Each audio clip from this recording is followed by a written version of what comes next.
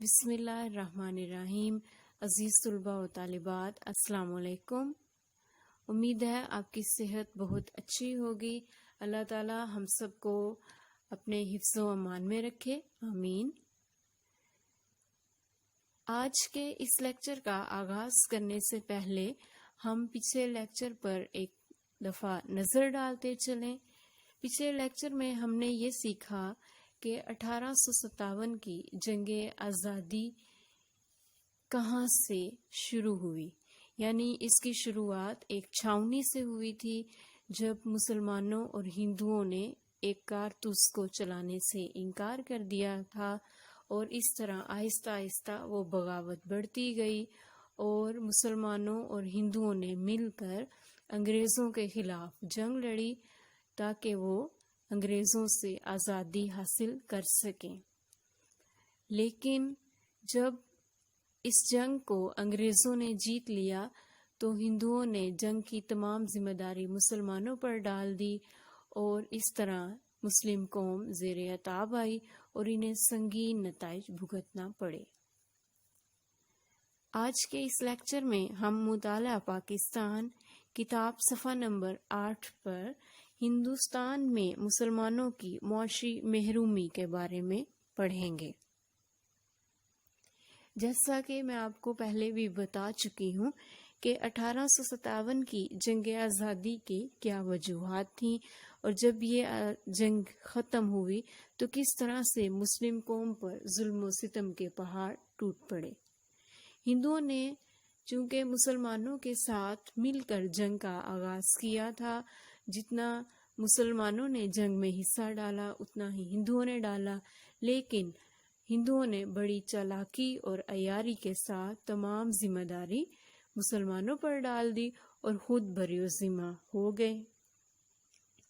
مسلم قوم زیر عتاب آئی، یعنی تمام قہر اور عذاب مسلمان قوم پر آیا، انہیں سنگین نتائج بھگتنا پڑے، یعنی انگریز جو تھے وہ تمام ذمہ داری مسلمانوں پر ڈال رہے تھے کہ ان کی وجہ سے جنگ کا آغاز ہوا ہے اور یہی جنگ کے ذمہ دار ہیں، اور اب انہیں اس کی سزا دی جائے گی۔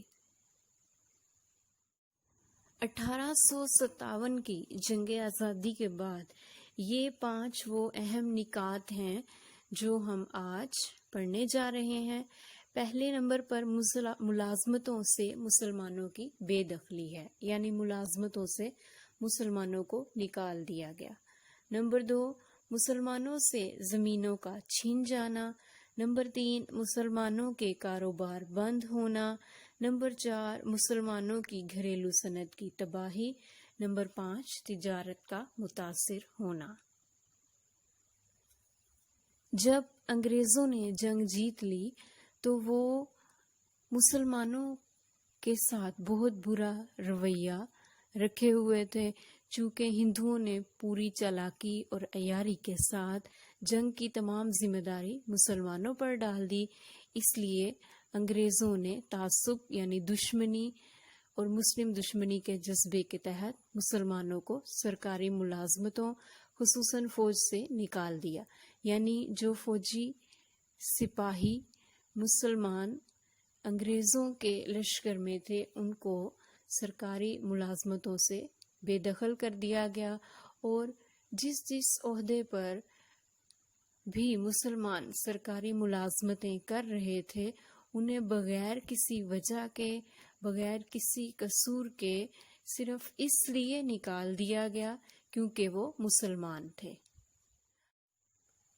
مسلمانوں کو ان ملازمتوں سے بے دخل کرنے کے بعد ایسے ہندو جو اہلیت میں کم تر تھے، اپنی قابلیت میں مسلمانوں سے کم تر تھے، ان کو ملازمتیں مہیا کر دی گئیں، اور وہ مسلمان جو قابل تھے، استحقاق کا مطلب حق رکھنا، اور اس کا حق بھی رکھتے تھے، ان کو ملازمتوں سے فارغ کر دیا گیا۔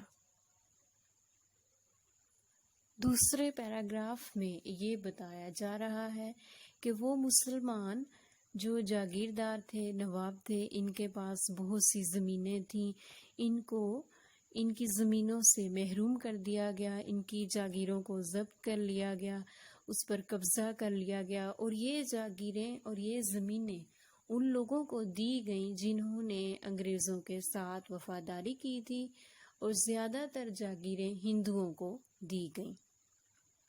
یعنی مسلمان جو اپنی زمینوں کے مالک تھے، جو اس پر کاشتکاری کرتے اور منافع کما رہے تھے، ان سے اس زمین کی ملکیت کو حاصل کر لیا گیا، مسلمان مالک کے بجائے مزارع بن گئے۔ سید احمد خان نے مسلمانوں کی حالت زار کا نقشہ یوں کھینچا ہے کہ کوئی بلا یعنی آفت، کوئی بلا آسمان سے ایسی نہیں اتری جس نے زمین پر پہنچنے سے پہلے مسلمانوں کا گھر نہ ڈھونڈا ہو۔ کہا جاتا ہے کہ پشاور سے لے کر دلی تک مین شاہراہ یعنی مین سڑک پر جب آیا جاتا تھا تو کوئی درخت بھی ایسا نظر نہیں آتا تھا جس کے اوپر کسی مسلمان کی لاش نہ لٹک رہی ہو۔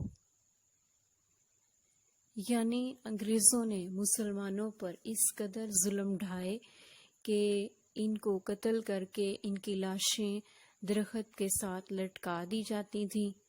اتنا قتل عام ہوا کہ پچھلے جتنے بھی قتل ہوئے تھے دنیا اس کو بھول گئی، اور مسلمانوں کو اتنا قتل کیا گیا کہ مسلمانوں کو جنہوں نے جنگ آزادی میں حصہ لیا تھا، خاص طور پر ایسے مسلمان جو بڑھ چڑھ کر جنگ آزادی میں کسی نہ کسی لحاظ سے حصہ لے رہے تھے، ان میں مسلمان علماء بھی تھے اور فضلاء بھی تھے، ان کو چن چن کر مارا گیا، قتل کیا گیا۔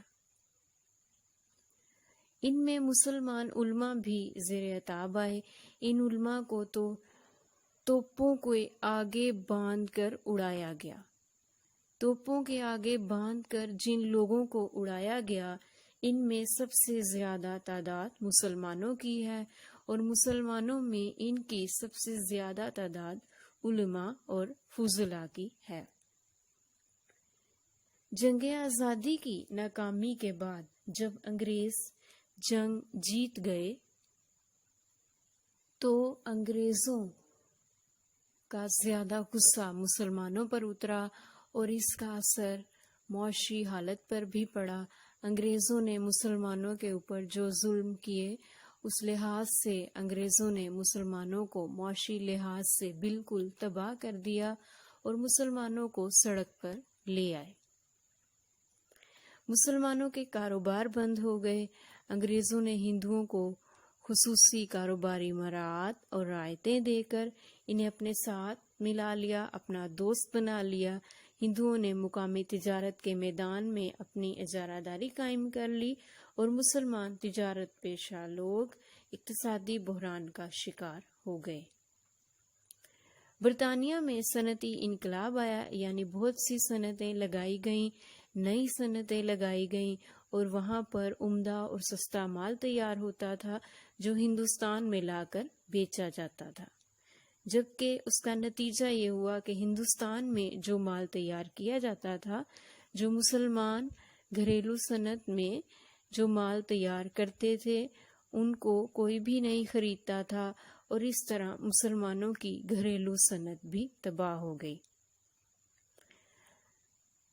برطانیہ کی صنعتی اشیاء تو ہندوستان میں آ سکتی تھیں، لیکن ہندوستان کی چیزوں کی کھپت نہ برطانیہ میں تھی نہ یورپ میں تھی۔ ہندوستان کی بیرونی تجارت متاثر ہونے سے لاکھوں افراد بے روزگار ہو گئے، جس میں مسلمانوں کی کثیر تعداد شامل ہے۔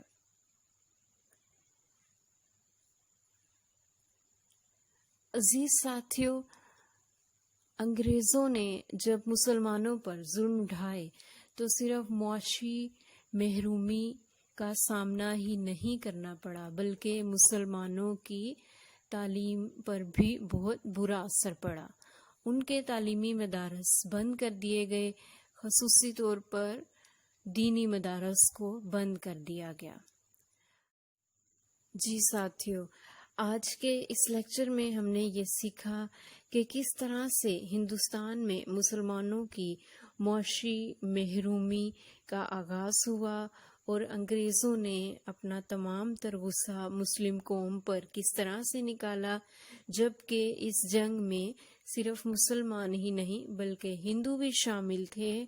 ہندوؤں نے بھی جنگ میں اتنا ہی حصہ ڈالا تھا جتنا مسلمانوں نے ڈالا تھا، لیکن انگریزوں کا تمام تر غصہ مسلم قوم پر آیا اور مسلمانوں کو قتل کیا گیا، ان کو معاشی لحاظ سے بالکل تباہ کر دیا گیا، ان کے تعلیمی نظام کو تباہ کر دیا گیا اور بہت سی مشکل حالات پیدا کیے گئے جن کا سامنا مسلمانوں نے کیا۔ امید ہے آپ کو ہماری یہ کوشش اچھی لگی ہوگی اور اس لیکچر کو دوسرے بچوں کے ساتھ شیئر کیجیے۔ اپنا بہت خیال رکھیے۔ شکریہ۔ اللہ حافظ۔